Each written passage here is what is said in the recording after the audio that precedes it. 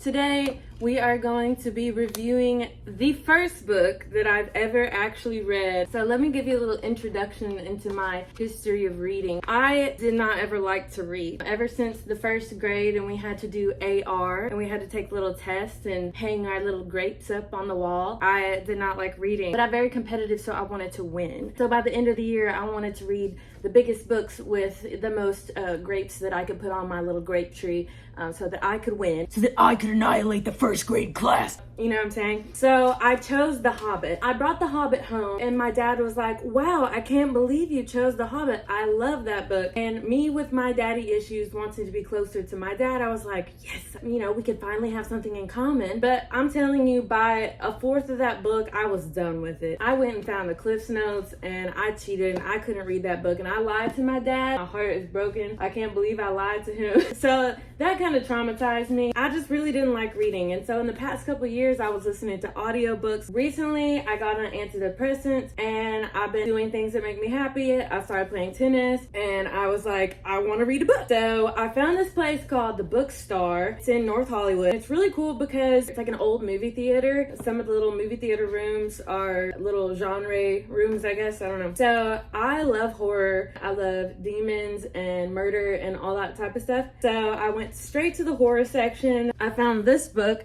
called Tinfoil Butterfly. So I'm thinking something about like heroin or something and like murder. I don't know what it's about, but a butterfly, I love butterflies, so I was sold, okay? And it's by this bitch, Rachel Eve Moulton. What sold me on this book? I love the front cover, so sick. Flip to the back and it says, Emma's hitchhiking to the Badlands trying to outrun a violent, tragic past.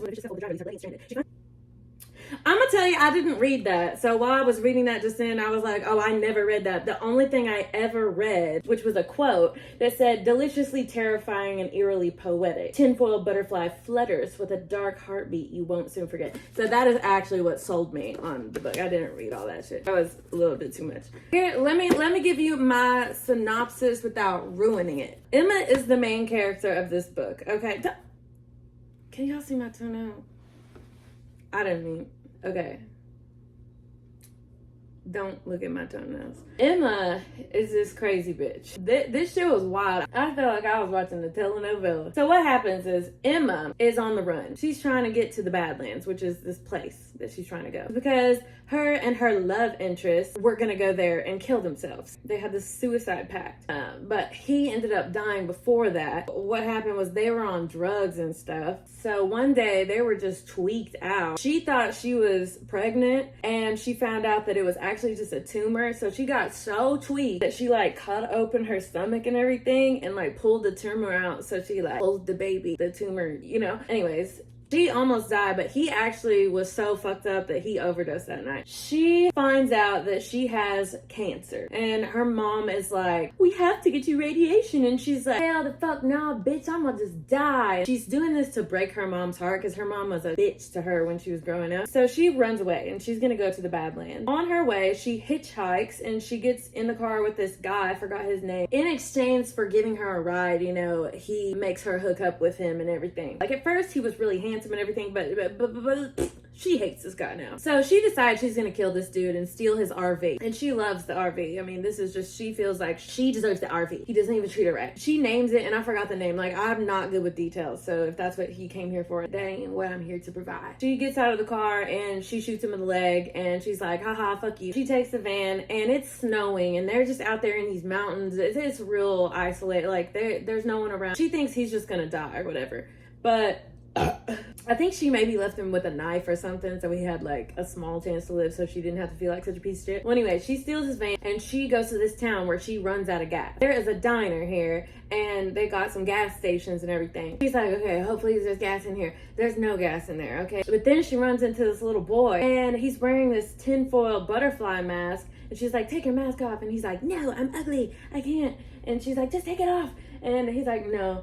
So she's like, whatever. So she's like, do you know where I can get some gas? He's like, yeah, I think my dad has some. You can come to our house. She's like, okay, sick, fine. Take me there. When she gets there, his dad is like tied up to this chair dying. But he's not dead yet, but he's like on the motherfucking way. She's like, what the fuck? And the kid's like, he killed my mom. And so she's like, oh, okay, well, he's like, finish him off for me. She's like, no. She's just trying to find these gas cans. Oh, here's what happened. The little boy stole Emma's pain pills because she was addicted to pain pills, but she was gonna stop. So he stole the pain pills, crushed him up, and tried to kill his dad. Dad kind of wakes up at some point and is like, yeah, there's gas cans in the basement. She goes in the basement. She finds Earl's dead mom just decomposing.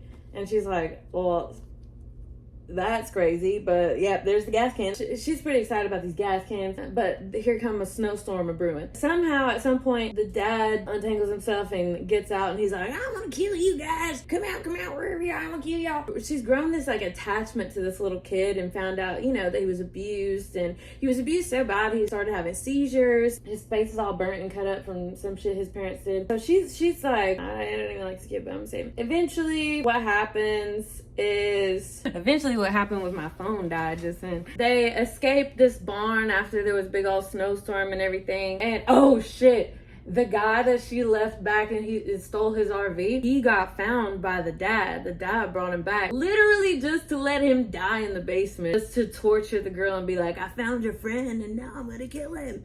Oh, and the dad tries to set everybody on fire. So he gets gasoline and he's trying to set this whole barn on fire because they were all hiding in this barn. He's like, I'm gonna come back for you guys tomorrow and kill everybody. So anyways, Earl and Emma, they end up escaping. The guy did not make it. He got shot in the back of the head by the dad. So they tail it to the diner. The dad is still chasing them. And they get to the diner. She's like, oh, I don't have any bullets. And Earl's like, oh, I actually stole some of your bullets and I put them in the cafe. Well, then go get them, please, Earl. And he's like, no, it's too dangerous. She's like, go, Earl. He's like, fuck, there's my dad. So dad's coming in slow motion and everything. She's like, I'll distract him. You run into the cafe. The dad, shoots at her. And she's like going in and out of consciousness.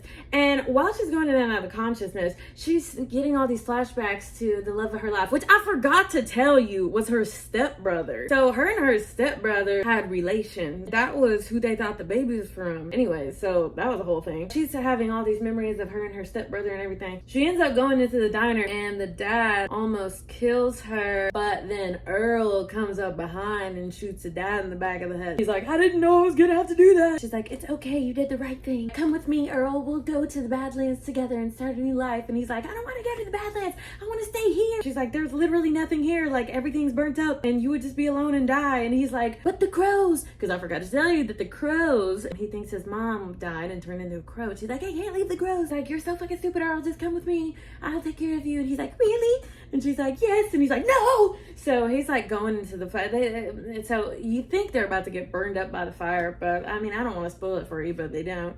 She ends up taken in the hospital and everything. I liked this story. First you think Emmett's a piece of shit, and then you're like, you know what, she has feelings. She had a fucked up childhood. Earl's this kid that's been abused. He makes all kinds of masks of different animals and everything. He's really creative and artsy fartsy, and then he ends up killing his dad, and these people have been through a lot. And I was just like, damn.